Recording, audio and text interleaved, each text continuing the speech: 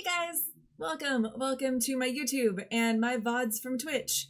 If you pay attention to the Twitch, you know that a few chapters were read during our last stream, and on YouTube instead, I'm putting them up chapter by chapter. So we are saying hello from a different time, and I wanted to introduce you guys to the stream, I guess. So now we're somewhere in the middle of the stream, going into chapter 4 of Year of the Black Rainbow.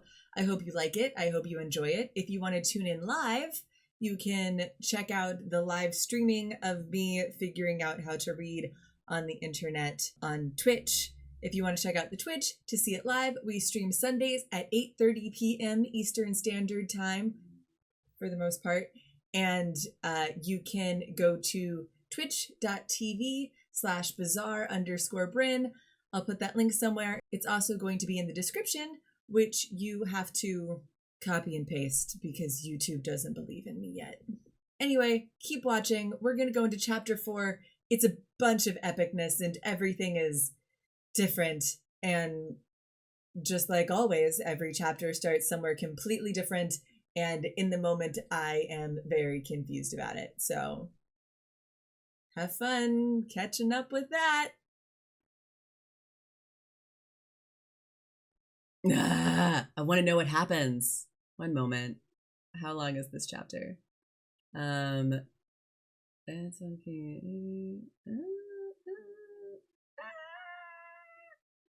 I want to do one more chapter because I'm sad. I'm sad that Joseph's dead. I only met him once, and I gave him a stupid nasally voice because he's a teenage boy.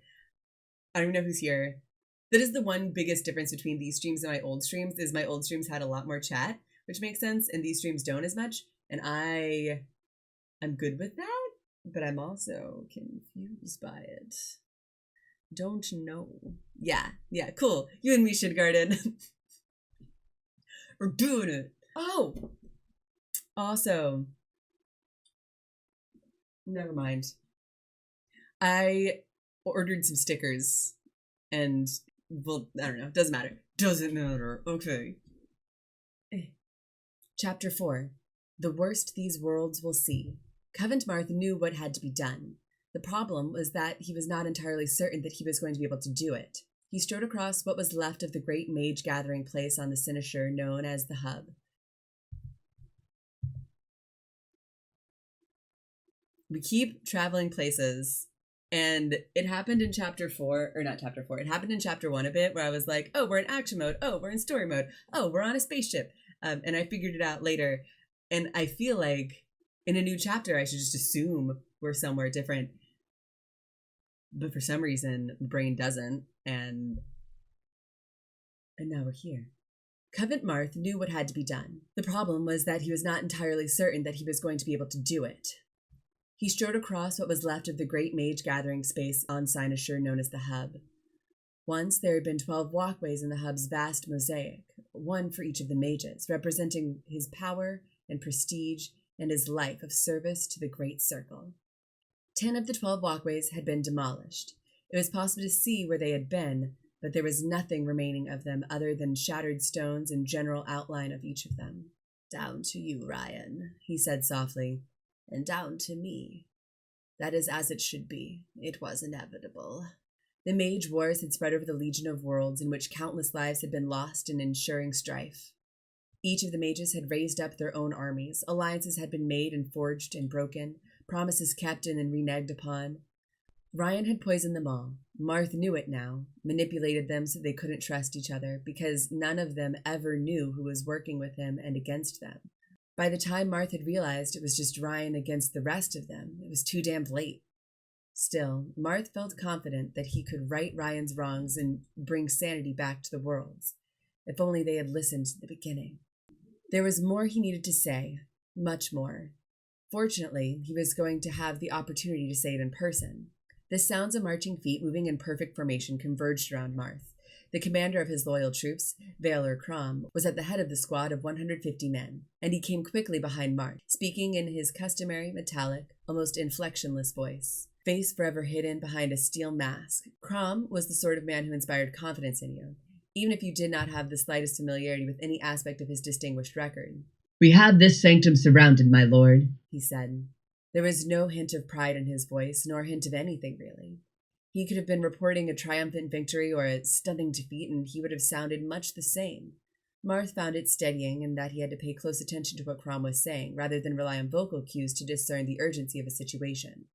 It appears our intelligence, the subject was correct. Ryan has gone to ground. Perhaps he thought that, hiding in plain sight, he would elude detection. Marth shook his head. Such ridiculous notions from one who decided to declare himself the supreme Tri-Mage. His confidence has caged him.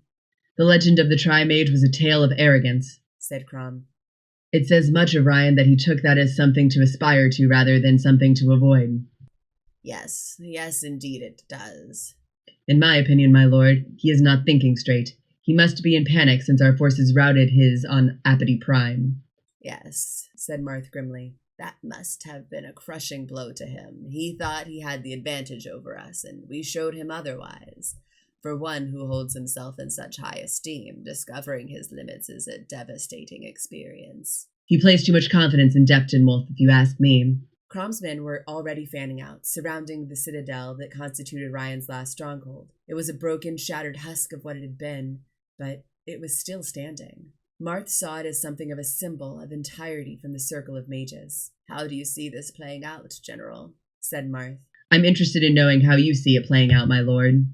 Marth stared at the citadel. I go in there, confront him, hold him responsible for the death and destruction that he has inflicted on his brethren. Either he commits suicide in shame over his actions, or surrenders unconditionally. Otherwise, I will take it upon myself to inflict a terminal punishment upon him, as some small token of retribution. Indeed. You sound skeptical, General. That is not how you would handle it? No, sir. This was the foremost of many reasons that Marth preferred Crom as his general. Most military men were reluctant to speak truth to power, and there were none who trod the world that were more powerful than the mages. Yet Crom never hesitated to say precisely what was on his mind, even if it flew in the face of what the mage believed. How would you address the problem, then? Annihilate his citadel and extract his remains from the rubble. Hardly a satisfying conclusion to his business. With respect, it is folly to believe that Ryan is going to repent. If he can destroy no more lives, I consider it to be sufficiently satisfying. He paused, then added, I am a soldier, my lord. It is not my interest to provide opportunities for repentance, nor stage some manner of final face-to-face confrontation. My goal is for a maximum victory with a minimal loss of life. Certainly, my goal is not to allow he who has my featly to risk himself needlessly. Risk? You believe that I cannot dispatch him? I believe it is a waste of time even to try. This man, this traitor to the cause of the mages. A minuscule crackle of static in his electronic speech pattern betrayed the slightest hint of cold fury within him. Believed that he was destined to take over the entirety of the fence. He aspired to be the supreme Tri-Mage. He aspired to be like God, if not God himself. Such as he deserves to be put down like a rabid animal. Nothing more. It went against Marth's grain to allow it to end in this manner. However, everything that Crom was saying made sense. He did not trust himself to speak because there was every chance that he would give voice to more doubts or uncertainties, or simply order Crom to stand down so that he could attend to this himself. So he limited himself to a single nod, and then he looked toward the citadel. That was all Crom required. He raised his right wrist and spoke into his communant. End this now, was all he said. It was all that he was required to say. Full-bore pulsar cannons unleashed their payloads upon the citadel. The charges hammered home, the citadel trembling furiously under the pounding. Most of the firepower was concentrated in the lower sections of the tower, on the assumption that if the supports were taken down, the rest would collapse in short order. Any possibilities of escape tunnels? Said Marth. Crom shook his head. Monotone delivery was difficult to hear over the escalating series of explosions. We performed soundings of the area. If there was anything underground, we would have detected it. The only way he could possibly escape is if he could mentally transport himself from one point to another. He glanced warily at Marth. He could not possibly do that. Could he? Teleportation, you mean? No. That power has been long lost to the mages. The last to possess it was, in fact, the supreme Tri-Mage. Perhaps, Ryan thought, if he declared himself to be such, that he would accrue all the legendary powers that accompany the title. Madman. He was an utter madman. I notice that you use the past tense. There was a thunderous roar from the citadel as the tower began to collapse upon itself. The entire thing tumbled down in slow motion, crumbling downward, brick and stone flying in all directions. Pulsar cores had backed off for the moment, and the structure began to lose cohesion.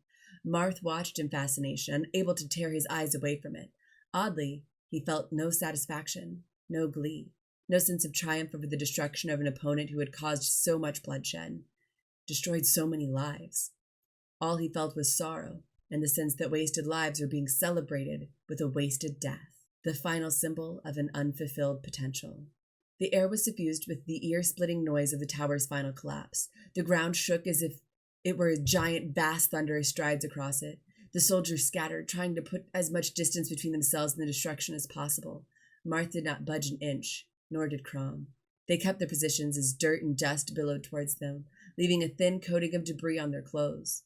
Larger pieces of rubble tumbled down around them, and several of the falling pieces posed a threat until Marth gestured casually and they incinerated in mid-flight. Long minutes passed before nothing was left save the rubble and the silence, and soon that silence was obliterated by the cheers of soldiers. It was slow at first. The younger ones were the quickest to take up the huzzas and cries of joy. Then the older, more experienced soldiers looked in Crom's direction. The general said nothing, but instead simply inclined his head slightly. Provided this tacit permission, they joined in the youngsters in a whooping cheer that was nothing less than a collective sigh of relief from humanity. "You have reason for celebration this day, General," said Marth, knowing full well that Crom was likely to spout his wings and fly as he was to celebrate anything. Some people actually have wings, so that was what that face was for. I don't know if he's talking about Crom's actual wings, if Crom's got wings, or if Crom's just a human. I don't know. Coheed has a gun arm. "Did you not join in, my lord?" I have no reason for celebration. Just because a tragedy has ended, that does not make it any less a tragedy. If only this could have been avoided, General. Would that, despite my occasional knack for foresight, I had possessed sufficient knowledge to see all aspects of this conflict and find a way to forestall it, short of murdering Ryan before he had sufficient power to pose a threat." Crom was silent for a moment and then said, "Permission to..." He did not need to finish the request, for Marth gestured as he proceeded. "With respect, my lord, you should have let me take the shot when I had the chance all that time ago." "You certainly have been with me quite some time, General." "Your gift to me of prolonged life, my lord." "You have used it well." Crom bowed to him. "I have used it in your service. That is ever all that has mattered to me." Marth turned away. "I must meditate what has gone before, and what is yet to come." "To come?" "Others of my order remain missing. They were in Ryan's clutches, and their whereabouts remain unknown. With Ryan dead, it is up to me to locate them and restore them to their greatness, presuming that is still possible." "I have every faith in you, my lord. If any can accomplish it, it is you." "Thank you, General. I hope to be worthy of your trust." "I shall make certain that the troops are ready when you wish to depart, my lord." The last citadel standing. Marth paused at the threshold and then entered, shaking his head as he did so. Once he had looked upon the citadel with such pride. Now it was a symbol of greatest loss, a ring of power that had been shattered beyond repair. He was the last fully functioning mage. The responsibility that accompanied that unwanted status was practically suffocating. He entered his sanctum, his mind whirling back to a time that was simultaneously so long ago and yet so recent. That time when he had been face to face with Ryan, trying to warn him of the insanity of what was to come, in the vain hope that it might be averted, and now he had to try to warn the other mages. Naturally, they had not believed him. They never believed. And now they were gone. It was up to him to set things right. He would have to find the others of his kind wherever they were imprisoned. Failing that, new mages would have to be recruited for the first time in ages, and it would fall to Marth to find them and educate them in the ways of being a mage. He realized that he was about to embark on a quest to restore order to Heaven's Fence, an order that had been severely damaged by the lengthy Mage War. It would be a great quest, a reconstruction, one that musicians would write songs about, that scholars would teach their students, and that historians would describe at length. It would be called The Quest to Mend the Fence. Yes, that would be an excellent name, one that fully described the enormity of his mission, namely to heal the rifts that had been torn in the natural order of things, to say nothing of the lives of simple, ordinary people who had just been trying to live. A new democracy where everyone has a voice. "It is a shame it has to come to this, Marth." The voice boomed out of everywhere in the sanctum. Marth had been lowering himself into a chair of contemplation. The voice was so loud that it virtually blasted him to his feet. "No," he whispered. "Kindly do both of us a favor and do not say it can't be. That is trite and cliched, to say nothing of demonstrably wrong, since, very obviously, it can only be, but is. Ryan." "Yes, you're alive." Again, yes. And also again, obviously. That's stupid. "Where are you?" "With you, my dear Marth, here within your sanctum, here well secured so that you cannot see me to incinerate me. I, on the other hand, can see you perfectly." The significance of the pronouncement was not lost on Marth. He was standing in the center of his sanctum, and he turned slowly in a full circle. Ryan said nothing as Marth did so, perhaps out of a sense of courtesy, or perhaps simply out of amusement in seeing Marth's growing awareness of his own vulnerability. "You were never in your citadel. Our information was wrong?" "No, it was quite correct. I was there, and now I am here." "A tunnel. They said there were no tunnels." "They were correct." The horrific implications of what he was saying crawled upon Marth like 1,000 cockroaches. "You didn't." "I did." "You couldn't." "I have." "You cannot teleport yourself. No one can." "How odd. For I am hardly no one. He paused, allowing a brief moment for self-satisfaction, "am Wilhelm Ryan, the supreme Tri-Mage. You, on the other hand, are no one. So let us see you transport yourself to safety, Marth." Marth immediately made for the door. He slammed into it with the full weight of his shoulder horns, but it did not budge. Although he knew there was no point, nevertheless he made for the exit on the far side of the room. That door, likewise, did not open. Ryan already done something to them, or perhaps was in the process of doing it. There was no way of knowing for certain. The only thing that was certain was that apparently Wilhelm Ryan was capable of absolutely anything. "How did you learn it?" said Marth softly, with an air of someone who knew that his end was at hand. "How is it possible?" "If you had studied the ways of the first supreme Tri-Mage, instead of simply viewing him as a cautionary tale of the dangers of overreaching, perhaps you might have learned the secret as well. Now, though, it is too late. Far too late." "Yes, upon that we agree," said Marth. "I will give you an opportunity, though." "Let me guess," said Marth. "You will extend me the courtesy of taking me prisoner, as you have done with the 8 of our brethren?" "Our brethren no longer." "And what have you done with them, you bastard? What hideous experiments have you performed on them? What have you transformed them into?" "Give yourself willingly into my custody, and you will find out." "Your custody?" His mouth twisted in disgust. "That would imply that somehow you were trustworthy, that you were a caretaker of the concerns of others, when the truth is that all you give a damn about is your own mad quest for power. You've abrogated your responsibilities as a mage." "You are wrong, Covent Marth. I am, in fact, the only one of your sorry lot who is willing to embrace my responsibilities." "How does your twisted logic and sense of self-aggrandizement possibly come to that conclusion?" "Because only I am willing to embrace the full potential of the mages." He circled the room slowly, still trying to grasp where Ryan might be. "Our full potential is to be pawns in some massive power game of yours." "You have made yourselves pawns. You willingly closed your eyes to all that you could accomplish. The mages were content with their place as prescribed in the Gonsgrad. How pathetic is that? How disgustingly pathetic. Each of you content to rule over a single sector of heaven's fence, when there is so much more that we can accomplish. For so long I stood on the outside looking in at the mages, hoping that once I joined your ranks I would be able to convince the lot of you of your full potential.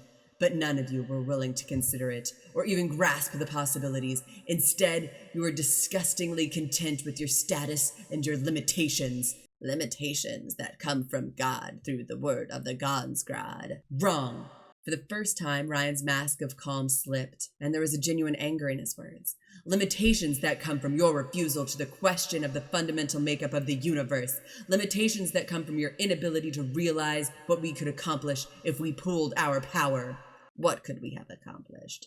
"It's too late to ask now." "I'm asking anyway. What would we have accomplished?" "We could have ruled the universe." Marth whirled away and saw that Ryan was standing 10 feet away from him. "We could have been gods together," he said. Marth lashed out, focusing his power, but it was too late. Ryan's mind brushed aside at the attack and stabbed forward into Marth's molecular structure. Marth staggered, and there was pain. Pain like anything he had ever known. Pain beyond anything he had ever thought possible. Pain that made him seem as if the only sensation he had ever known was soul-searing agony, and against that pain was the calm voice of Ryan, speaking the last words that Covent Marth would ever hear. Instead, I'll have to do it all myself. ... We're still in chapter 4. Yeah, this is a lot. This is a lot. Okay. I dropped my Play-Doh. I'm sad. I missed it. I don't know where it went. Oh no. I don't know where my Play-Doh went. That's so sad. Bye, Play-Doh. I miss you. I miss you forever.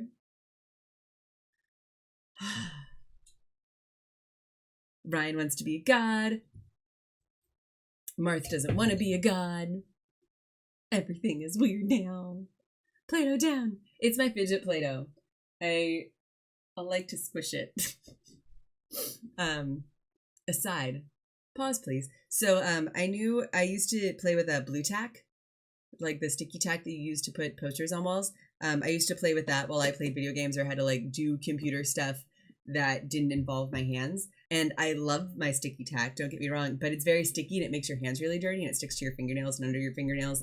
And it got really gross. So I realized that I probably shouldn't be playing with sticky tack all the time. And god dang it, I threw my Play-Doh again. So when I went out running errands a few weeks ago, I was like, I'm just gonna get some Play-Doh, something that I can like squish in my hand, or like some slime, but like solid slime, not like gooey slime, so that I've got something to fidget with while I do other stuff. And it helps my brain do things and stay on task. It's a coping mechanism. And so I went to the store and I was looking at the Play-Dohs and the slimes, and there was some cool stuff. And I liked the idea of a slime that had like little chunks in it that I could like pick out. And the issue is that all of these slimes are made for children, and children are gross. Not really just that, but they were all scented, and you couldn't open them to smell the scents before you played with them. And I'm not a huge like candy, fruity scent girly. I don't smell like flowers or candy. And I knew that if I played with the slime that was scented, that scent would get on my hands, and then whether or not other people smelled it, I would smell it all the time, and I wouldn't like that, and it might make me nauseous. I also don't usually like the air freshener smells, and I'm very picky about candles. I do like things to smell nice, but I don't want them to smell like food, candy. I don't like those smells. Not all the time. Like, it's fine when it's actual food, but when it's not actual food, don't smell like food. Don't do it. I swear I stood in that aisle for 15 minutes just reading them, and then I would find one. I'm like, oh, this is a nice color. This looks like it's a good texture. It's got all the things that I want it to be. And it would be scented. They were all scented. They were all heckin' scented. So I wandered through the store, and in a completely different area, I found this Hello Kitty and Friends bucket of foam. Hidden friend foam bucket. Not sponsored. And I only play with like lumps like this big, tops. But it's not scented, and there's little plastic doodads in it. Includes 4 hidden friends. And I don't care about Hello Kitty, and I don't really care about the color pink, but I like the texture, and I like that it's kind of sticky, but it's not like so sticky that it's gross. And I like that when you pull it apart slowly, it makes all these like little sticky strands. I think that's cool. And it's really easy to clean up, which is the thing that I worried about with slime, was cleaning it up, because I would inevitably put it on myself. Like when I had the blue tack, I would like make patches of it on my legs if I was wearing shorts, and it gross fidget things. Anyway, so I found some FLOAM, and it reminds me of GAC from the 90s, and I like it a lot. And now when it gets gross or dirty or something, I can just throw it away, and since I've got a whole bucket of it, I can just keep playing with it.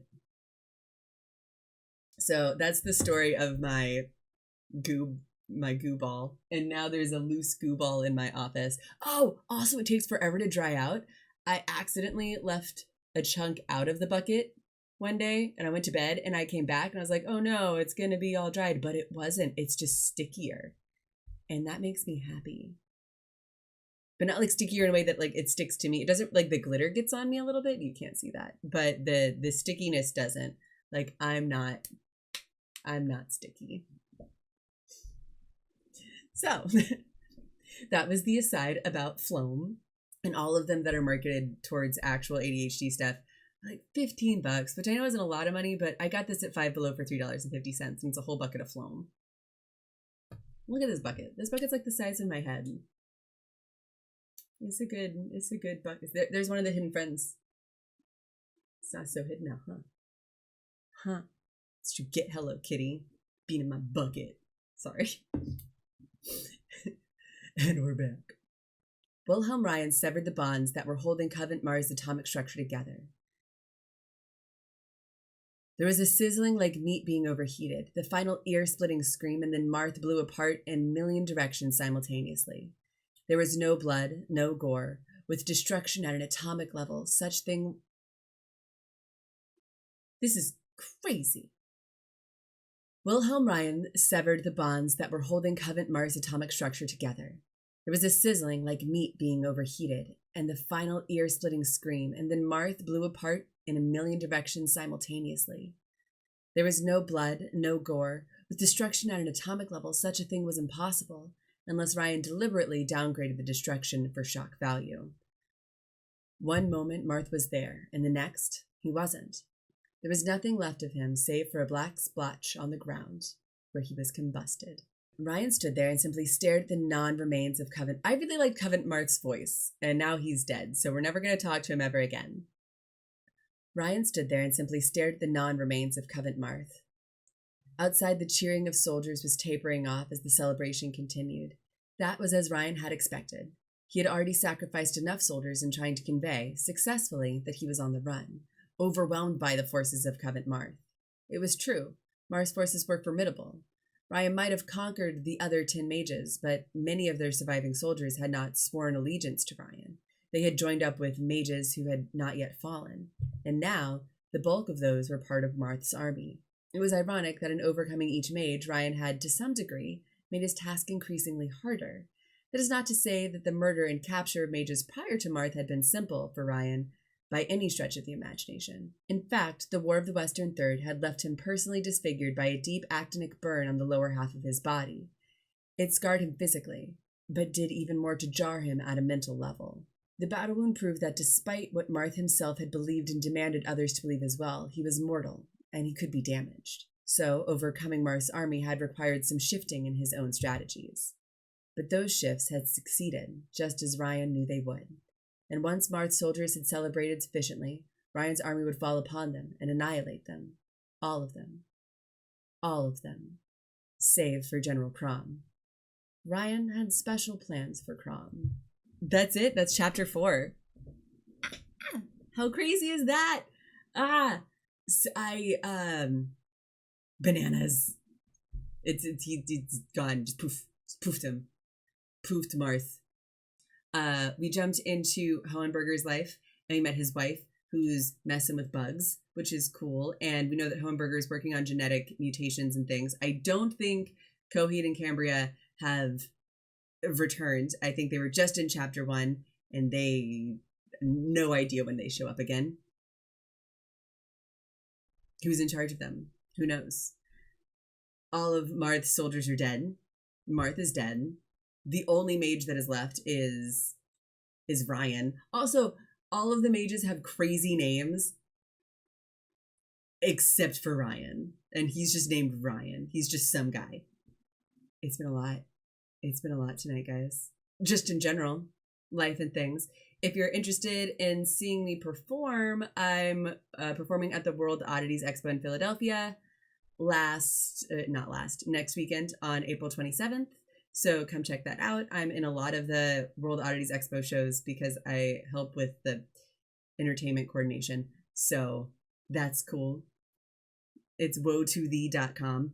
I run the show. I don't really run the show. I pretend that I run the show. And then I'm probably going to do a clown show the night before. So next weekend is also going to be a lot. We're excited. We live in an exciting timeline these days. Oh, what I was going to say earlier that I forgot about. I I made stickers. I made a few stickers, and only this set has come in so far, and they didn't turn out exactly as I expected them to. It's just little weeby alien me. There it is, and it's like hecka shiny, and it has my name, and I drew them, so that's cool. They're 3 inches by 3 inches, and I've got another design coming in as well, so they're available. I mean, I'm going to have a really vulnerable moment with you guys now. I don't know how much to charge for them. I made stickers for Groundhog Day, and I gave them to everybody. And then people were like, I will give you money for these. And I like money, and I should be a capitalist. So I should charge for them. $5 for a 3-inch sticker? Are people going to go for that? I was thinking like two monies. I don't know. We'll figure it out. So if you want stickers, hit me up. Show up in the Discord and talk about stickers. $3.50 for stickers. That's a great price. I like $3.50. And if you order stickers, I will mail them to you in an envelope, and it'll be cool. So there's that. Oh, other questions that I have that I'm curious about in terms of the story is the big ebony cloud that seems to be encompassing everything. That hasn't happened yet, I guess. I don't know. They haven't talked about it since chapter 1, and it was a big deal in chapter 1, and maybe they'll tell us about it. What is it? Does it matter? Do we care? Coheed seems to care about it. Where is Coheed? Where is Cambria? Are they even alive yet? They must be. They're like full on adults. I also have no idea how old everybody is, because the mages live forever, but then also Crom has been around forever, but I guess Marth gave him the superpower. Also, I can kill you with my brain. But also, Marth could kill people with his brain. They just brain fire. But also, Cambria can brain fire. So how did she get that power? I don't know, man. I don't know. And like, does this bug thing matter? Is that foreshadowing? It's a lot. It's so many things, and I'm excited to find out more. I'm excited to read more. Yeah, check out that VODs. So what's going on? If you saw it from the beginning of the stream, then cool. If you didn't, what's going on is I recently got re-obsessed with Coheed and Cambria, the band, and the lead singer wrote comics, and all of the albums in the comics are companion pieces. So they're not based off of one another, but they like were released with one another. And one album they put out in a year that I don't remember because I don't have the Wikipedia pulled up this time was the prequel to all the comics. And instead of having a comic release with it, they released a novel with it. And since I was really obsessed with Coheed and Cambria and listened to a lot of their music around 2010, that makes sense.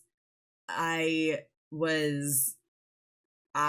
wanted to read it out loud. Well, I wanted to read it, and one of my goals this year was to start streaming again. So I decided that for my stream, I'm just going to read Year of the Black Rainbow out loud, which is the prequel to all of the Coheed and Cambria comics called the Mage Wars. So we're here reading out loud. This is deep millennial vibes, so be into it or don't. Excited about it. But this was fun. Thanks for showing up. Thanks for being here. I appreciate you guys, and I'm excited to see what happens next. So tune in. Come through, fam, and tell people. Tell people about it. If people like sci-fi and people like music, then tell them to tune in. And since we're loading the VODs to YouTube, they've got no excuse. They can be like, oh, well, I don't know where we're at in the story, because like they can just listen to it. So FLOAM drop. Okay, I'll see you later. Bye-bye. So we'll start on chapter 5 next week. Who's Chloe? No, I never played Life is Strange.